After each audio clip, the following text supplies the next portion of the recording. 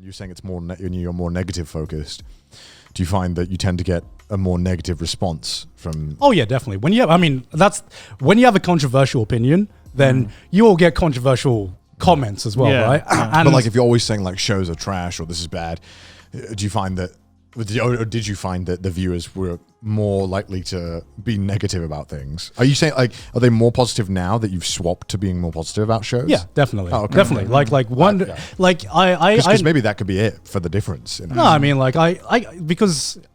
the reason I changed my content wasn't only because of that. Is because some of the content creators that I used to watch and maybe I watched back in the day, like I kind of noticed that, man, being negative is just not very fun. And sure, there are shows that I don't like. It gets more views though. It gets more views, but and that's the tough part. So did you? Because I remember there was always like, what's it?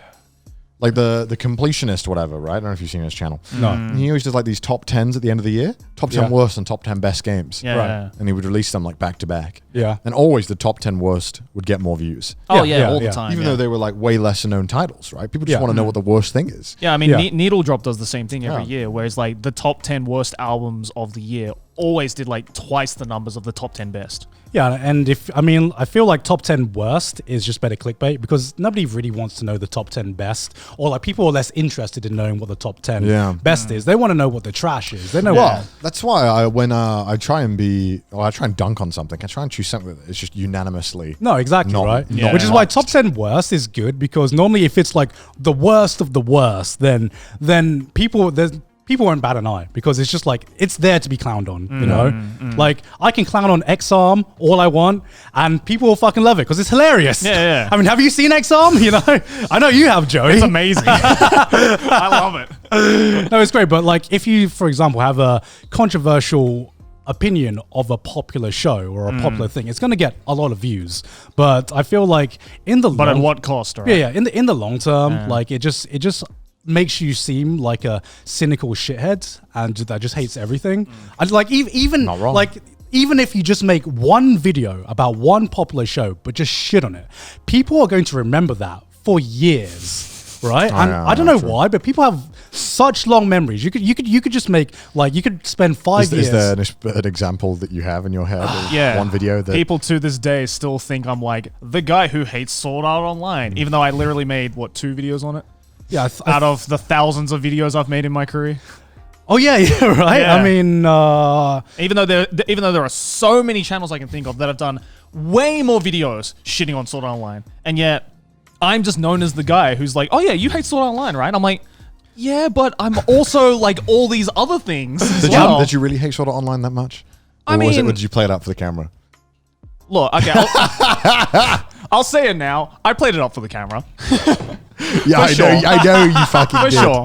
But I thought that was pretty fucking obvious. I made a Vegeta Review 69 video on it, right? Which is like the fucking parody character I made back in the day, right? So it's like, obviously, and again, because back then when I was a lot smaller and I was still building on my channel. But that's what you do when you're growing. That's what you have to do to grow. You think you have to be this exaggerated and you have to hate everything. Right, you have to love it so much. Because like I remember YouTube like reviews, I guess, went through this phase where being negative was like the cool thing. Well, it was like around when I Hate Everything started popping up. I Hate Everything, Nostalgia Critic, Angry Video Game Nerd, where it's just Grade like... Under Yeah, exactly. Grade Under. It was just like being cynical was just cool. You know, that was a cool thing to do. And that was a dark period in 2 years of YouTube. Was it 2014 to 16, I want to say? Yeah. Something like that, yeah. Yeah, and then people, I think the audience, because I just felt like I just got fucking bored of it because I'm just like, what's cool about being angry? I don't want to be angry. I want to be happy. You know? Wow, what a controversial opinion. I know, right? I just want to talk about things I like. I don't want like, it got to the point where you just watched content and you could tell they were like playing up the anger for the camera. They were like, let's just nitpick and let's just find something that I'm just I can just like be angry about and make jokes about, even if I don't genuinely feel it.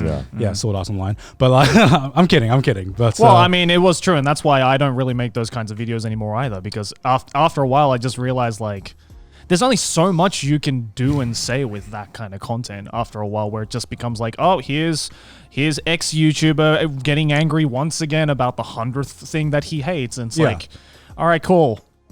Anything else you can offer to the website? No. Okay, Yeah. then I'm just gonna stop watching you. You know. Like, what are some of the best fan bases in the anime fandom that you think of? Because we've talked about the Trick worst. question. Trick question. They all are. No, kidding. Like I said, I like the BL one. BL Honestly, fans are chill as fuck. BL fans seem so welcoming, and Yeah, I dude, wish it's fun. more anime fandoms were like that. Yeah.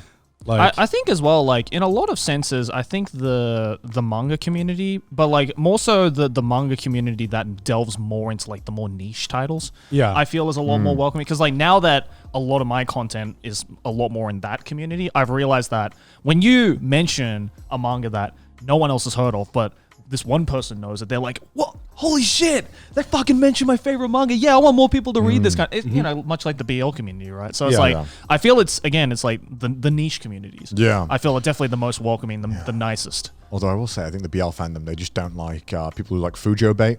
You know, people who like try and like take advantage of the whole gay thing, Yeah. who don't actually give a shit about like supporting anything like LGBTQ. So Right. well, right. obviously, if you're just there, there are a lot of people, and I swear, like on TikTok as well, so many like people who try and take advantage of stuff. Oh, like yeah, that. That's about it. But I mean, that's justified, I'd say. Yeah, no, I yeah. Sorry, we're on a massive tangent then because I just Yeah, brought yeah. that up.